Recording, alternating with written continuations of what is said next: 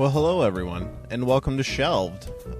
This is our first mini episode, or technically second, but first after the actual starting of the podcast.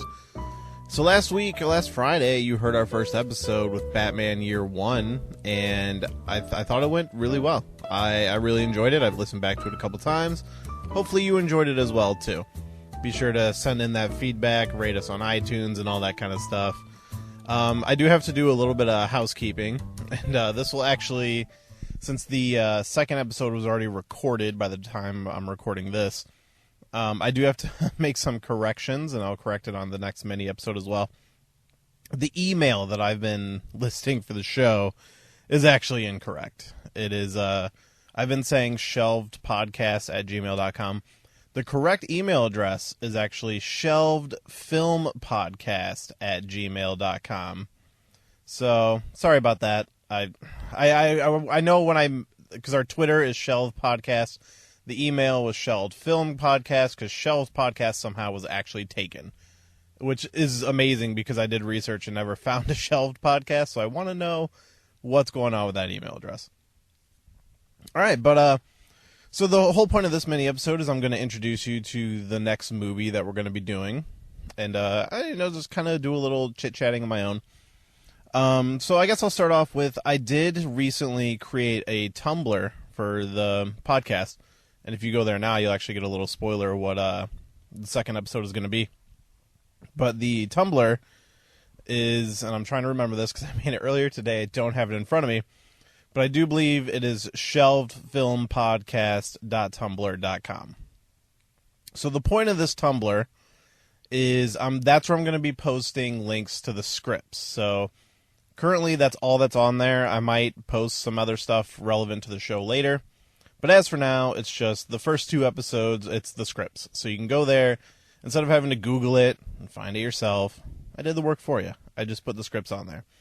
So you can go there and you can read the Batman Year 1 script. You can read the script for our next movie, which I'll explain in a second. But so I got that going, and that's kind of my placement site for now. Maybe in the future I'll make my own .com and get all fancy. But currently I'm just going to go with the Tumblr, and I'm going to see how it works. So I'm still pretty new to Tumblr. That's one I've never really gotten into. But shelvedfilmpodcast.tumblr.com. Okay, so I'm just going to go in and explain the next movie. So this is one that's pretty important to me. Not important. It's one that kind of first interested me in leaked film scripts because it was kind of one of the first ones I ever heard of. And this was like when I was a kid. So the next film the next film we're going to be talking about on the podcast is actually Resident Evil. I know you're like, hey, there is a Resident Evil movie. Is this like an alternate script to that movie? This was a completely different Resident Evil movie. It is based on the video game, and it was written by George Romero, the guy who created zombie movies for everybody, that everybody now rips off of. Creator of Night of the Living Dead, Dawn of the Dead, Day of the Dead, Land of the Dead, Diary of the Dead, Survival of the Dead. I think that's all of his dead movies. So yeah, this was a script written in 1998, and it was their first attempt at making a Resident Evil movie, and then they hired Romero to write this script.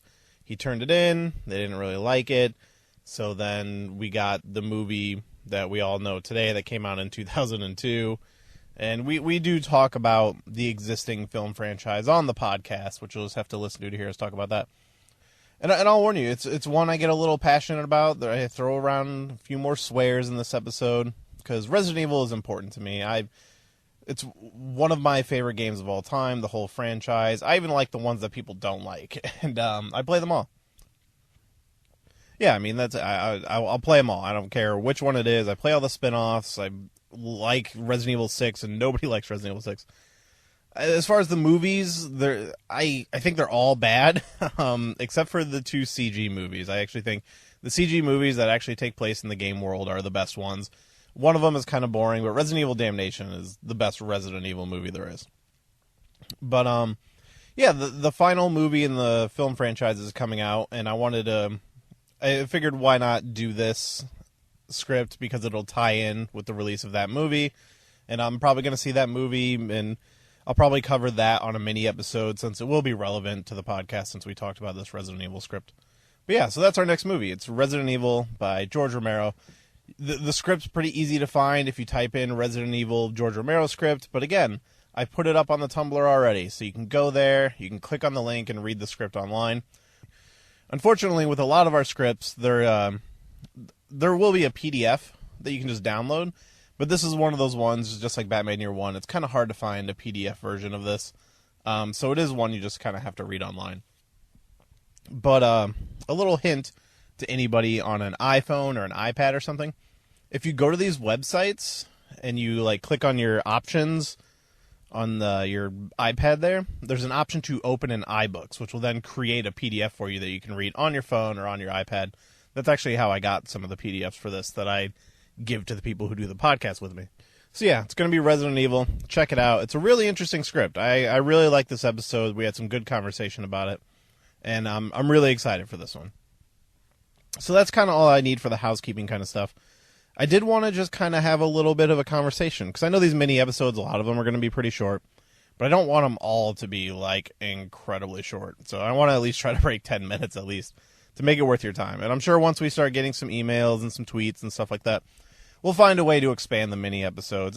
And I am going to have, like, movie conversations with my friends that'll be cut into the mini episodes as well. But this time I'm kind of just doing it solo. And I do want to talk about a movie that I just recently watched. Now, I'm a big fan of comic book movies, as is most of the world nowadays.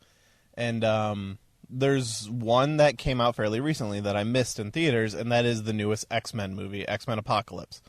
I picked it up on Blu-ray when it came out, and, you know, the response for this movie was pretty tepid. Like, I don't think anybody hated it, but it was definitely just kind of like a mediocre superhero movie. And after they just nailed the last two so hard, and then there was Deadpool, like, there were a lot of expectations for this movie, I think. And unfortunately, it didn't meet it for everybody else, and it did fairly well. Still made, like, hundreds of millions of dollars. But immediately people were screaming the whole give it back to Marvel bullshit, which I don't agree with. I actually think I'm going to do a whole episode of that, because one of my coworkers, me and him, are always arguing about, oh, what Fox should give back to Marvel and blah, blah, blah. Because the whole Spider-Man thing really opened up a whole world of possibilities. Like, it's a precedent never done by a studio before, and it's super interesting. And now everybody's just like, share it with Marvel. But I'm like, I understand where studios are coming from. If it's not broke, don't fix it. That being said, they should absolutely share Fantastic Four with Marvel, because nobody can make a good Fantastic Four movie, apparently. But X-Men, I think they're doing just fine. Like, this one, it wasn't a stinker. It was just kind of middle of the road, and they can easily recover from this. But what was my opinion on the movie? I liked it. I didn't hate it. I think Days of Future Past is the best X-Men movie. First Class was right behind it, followed by X2. But yeah, I mean, there's been bad X-Men movies before. Like, X3 is not very good. It has some cool moments, in my opinion, but overall, it's not a very good movie. The Wolverine movies, the two that are out, I think are both terrible. The second one less so. But, I mean, Apocalypse is just, the biggest fault of the movie is the villain. Like, the villain really has nothing to do, and it's one of the biggest villains in the X-Men franchise. It's like if Marvel came in with Thanos in the Infinity War Avengers movies, and he just didn't do anything. He sat on his chair the whole time, and everybody was fighting like his minions. And that's honestly what Apocalypse feels like. He's played by Oscar Isaac, who's a great actor. Everybody will kind of know him from Star Wars, obviously. Played Poe Dameron, and he was great in that. I would recommend Ex Machina if you've never seen it. Oscar Isaac's, that's the movie that solidifies him as one of my favorite actors. Then obviously Inside Llewyn Davis was one that was really big. This guy's a great actor. He's amazing. He does a serviceable job as Apocalypse. He's working with what he's given. The problem is just the script calls for Apocalypse to basically do nothing. Like, he brings in all of these other characters and he gives them powers, and they all turn on him in the end, and it's just, they don't make him, he's the biggest bad guy from the X-Men franchise, and they don't make him seem scary at all. And it's a big fault for the movie. But on the plus side, I actually like all of the actors in the roles. I know there was a lot of complaining about the actress who plays Sansa Stark. I can't remember her name, as Jean Grey, but I thought she was fine. Just the movie doesn't give her a lot to do. And that kind of goes for all the X-Men. They don't get a lot to do. Like, we spend more time with the villains, I would say. But honestly, Magneto is great in the movie. Michael Fassbender made me experience feelings in the movie. He has a very powerful scene where they show Magneto is just, like, off living on his own, and he has a family, and he's moved on. And his family gets killed because people find out who he is. And he is holding his dead daughter and crying. And I almost teared up in an X-Men movie. Like, that guy, I will watch anything that Michael Fassbender does. He's right up there with Oscar Isaacs. They're, like, my favorite actors of this generation. And he almost brought it out of me in that scene. It was incredible. I would watch a whole movie on just Magneto in this role that he has, where he's just, like, living a quiet life and then gets dragged back into it. It's amazing. And one thing that Days of Future Past introduced us to is Quicksilver, who was very popular right from the start. And Quicksilver returns in this one with a scene that's even better, I would say, than the previous one. I mean, everybody remembers the scene with the guards in the first movie, I'm sure, where he, everything slows down, he moves around and fucks with everything, and it's awesome. This one is in twice as good. It goes on a little long. It maybe could have trimmed it a little bit. But it's great. Like, it's so amazing. They use this song choice of Sweet Dreams, which is kind of fun. Which does bring up a point to this movie that does really bug me.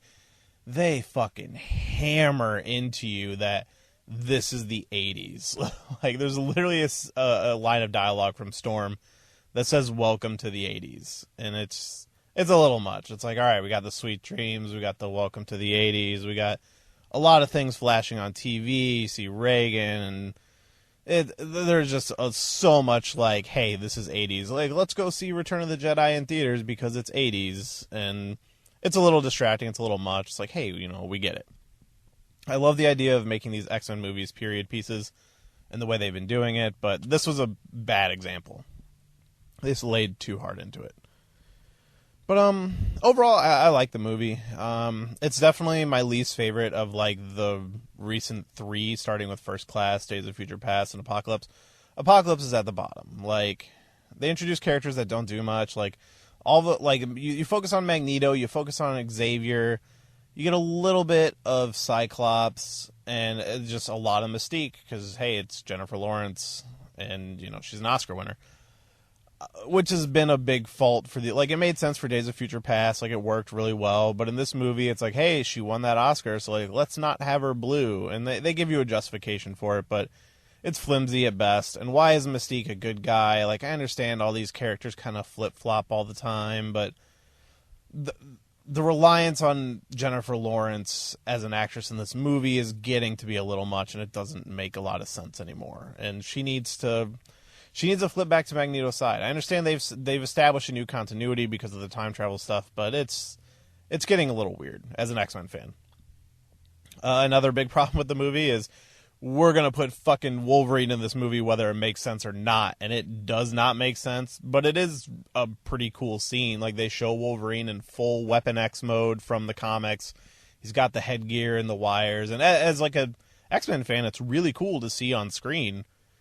But there's no reason for him to be in there, and it's one of those things where, again, you kind of forgive it in Days of Future Past when he shows up, and I can't remember if he shows up in First Class. I think he does. But the way they rely on William Stryker so much, I don't get it. Like, I understand X2 was a very popular movie. It was my favorite X-Men movie until First Class and Days of Future Past came out. And it's still my third favorite. It's a fucking great movie, and Stryker was amazing, but it's definitely because of the actor who played him, and the story of that movie is very good, and the action scenes of that movie are very good. But why does this character keep coming back? Like, so literally there's a scene where they blow up the mansion, and then Stryker's team comes out of nowhere, and they give you the faintest explanation of, all the nukes in the world were launched, which was from Apocalypse, and it came from this site, the home of the most powerful psychic. So we came here, and Stryker hates mutants, so he's kidnapping them, but he already has Wolverine in this facility, and it doesn't make sense. Like, we've seen Stryker in so many movies. He was in 2. He was in Days of Future Past. He was in this one. Again, don't remember if he was in First Class. I want to say he wasn't, but maybe he had a small scene. He was in the Wolverine movie. Like, this character has appeared in almost as many X-Men movies as Hugh Jackman, and it's mind-boggling. But overall, I think it's okay. It's middle of the road. Like, I'd watch it again. It's a little overproduced. Like, Psylocke doesn't do much. Angel doesn't do much. Magneto is the best part of the movie, hands down, and I wish he had more time. But, I don't know. That's just the way it is. That's my little movie review for X-Men Apocalypse. I watched it over the weekend of when I'm recording this. And, just one of those ones I had to catch up on. I kind of missed out on it. And after that, I did watch like 20 minutes of Green Lantern because, spoiler alert, I have a Green Lantern script that we will eventually be looking at. And the superhero movies are going to probably pop up a lot on this podcast. There's a lot of superhero movies that were never made. So just a heads up. But, yeah, I watched 20 minutes of Green Lantern because I haven't seen that movie since it was in theaters. And it's rougher. I remember not hating it when it came out, but it's rougher than I remember. But sadly, I am going to have to rewatch that movie when I do that script. So just watch out for that one in the future. But yeah, so I'm going to wrap it up for this mini episode. If you got comments, you can hit us up on Twitter at Shelved Podcast. You can email us at the correct email, and I will correct this because I know in the second episode I say the wrong email again. shelvedfilmpodcast@gmail.com. You can also check us out on Tumblr at shelvedfilmpodcast. That's really hard to say. .tumblr.com. You can get the scripts there for the next episode, so get ready for some Resident Evil. You should really read the script, especially if you're a fan. It's worth checking out. Would have been an interesting movie. But yeah, so we're going to talk about that next week with my buddy Vinny, who's like my horror enthusiast that I kind of keep on deck there. He's going to pop up a lot on the show. But yeah, so be sure to check out next week. Be sure to follow us on all those social medias, and I hope you guys are enjoying the show, and thanks for listening.